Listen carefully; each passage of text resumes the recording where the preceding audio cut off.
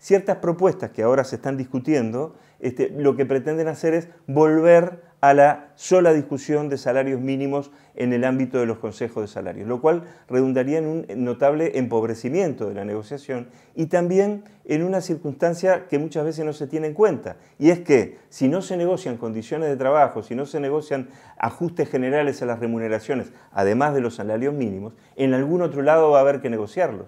Y se va a tener que negociar a nivel de empresa o a nivel de rama de actividad, pero sin intervención del Poder Ejecutivo, y lo que se estaría haciendo en definitiva es multiplicando los ámbitos de negociación. Entonces, la negociación de un consejo salarios mínimos llevaría 3 meses, 4 meses, como actualmente lleva, con la consiguiente conflictividad, y una vez que se terminara con esa negociación de salarios mínimos, habría que ir a otra negociación colectiva, sin participación del Estado, como se pretende, para negociar el resto de las condiciones de trabajo, para negociar el resto de los ajustes a las remuneraciones de las personas que ganan por encima de los mínimos. Por lo tanto, otros 3 o 4 meses más de negociación con más conflictividad. En definitiva, el que pierde es la sociedad toda, pierden las empresas, porque tienen que destinar mayor tiempo y mayores recursos a la negociación. Una negociación que ahora está muy concentrada en 3 o 4 meses, termina luego desarrollándose en un periodo mucho mayor. Por lo tanto, yo lo que diría es que la pérdida es para el conjunto, es para la práctica social de la negociación colectiva.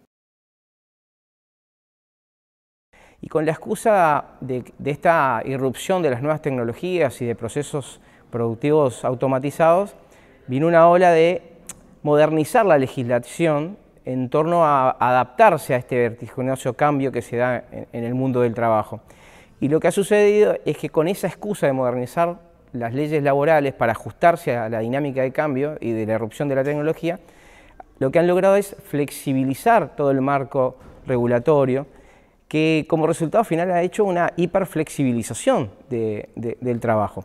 Para esas muestras tenemos el caso de Brasil, que ya se encuentra en vigencia la reforma laboral, que lo que ha hecho es, además de quitarle derecho a los trabajadores más allá del proceso de regulación, ha generado una desprotección tan grande que ha impactado fuertemente en el movimiento sindical, que ha hasta obligado a reformas dentro de los estatutos del movimiento sindical.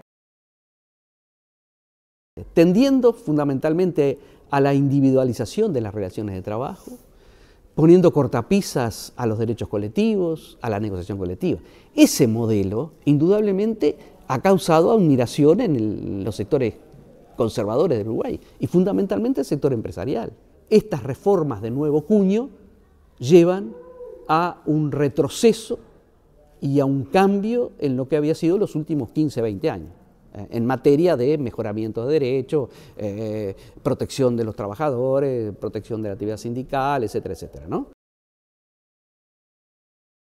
Bueno, si miramos los dos periodos que conocemos, donde ha habido crecimiento económico y consejos de salarios, es clara la respuesta, tanto al salir de la segunda posguerra, cuando tuvimos un auge de crecimiento, de industrialización, como en la década reciente, los consejos de salarios fueron de la mano, acompañaron un proceso de crecimiento económico muy fuerte y son los periodos donde en la historia del Uruguay se constata una mayor reducción de la desigualdad.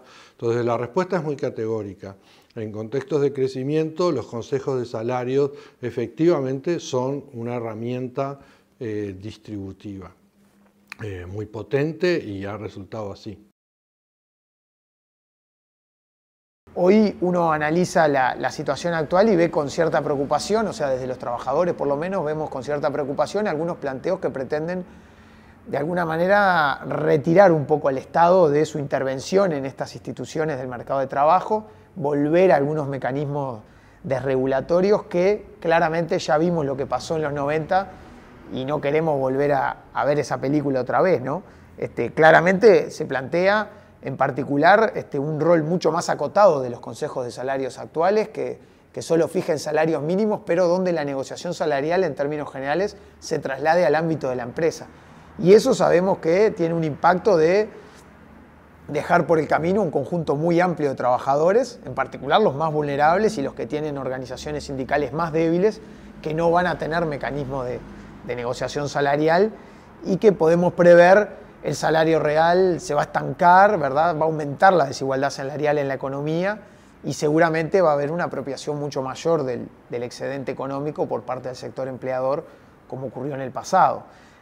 Por lo tanto, desde el PIT-CNT, desde el movimiento sindical, consideramos que es una etapa importante donde hay que hacer una defensa con mucha convicción de los consejos de salarios, del proceso de negociación colectiva, del aumento del salario mínimo nacional, de que tiene que seguir expandiéndose, porque justamente más allá de que este mecanismo pueda requerir ajustes y pueda perfeccionarse como cualquier otro vamos a decir, otra dimensión de la economía, nos parece que es la garantía de que el futuro crecimiento económico que podamos construir en el país efectivamente se derrame hacia el conjunto de los trabajadores, ¿verdad? Hacia el conjunto de la población y en particular hacia los sectores más desprotegidos, más débiles. Y la tercera forma de flexibilidad, y que se dio mucho en la década de los 90, es la flexibilidad, lo que se llama, que llamamos nosotros los sociólogos, la flexibilidad velada. Es decir, sin modificar las leyes, buscando mecanismos de su aplicación que lleven a que en realidad no funcionen. Por ejemplo, los consejos de salarios se dejaron de convocar. No se derogó la ley de consejos de salarios, pero se dejaron de convocar, por un lado. Por otro lado, el salario mínimo se llevó a niveles casi testimoniales. Nadie puede vivir con el salario mínimo. Entonces, con estos dos mecanismos, en realidad lo que crearon fue que todo se regulaba por el mercado. De alguna forma, digamos, y todo ello sin diálogo social. Entonces, esto generó, primero, una muy fuerte desaliento en los sectores populares, generó a su vez este enorme espacio de tipo de capacidad de decisiones absolutamente arbitrarias, a veces los empresarios, generó un crecimiento enorme de trabajadores informales, de un sector de informalidad muy fuerte, generó también, y es muy importante, de forma muy importante, como efecto indirecto, digo, fuertes inmigraciones. La gente, ¿y por qué la gente se iba del país? Porque de alguna forma la gente pensaba que el Uruguay no era viable. Entonces, bueno, si esto no funciona y no vemos ninguna punta, y bueno, me voy.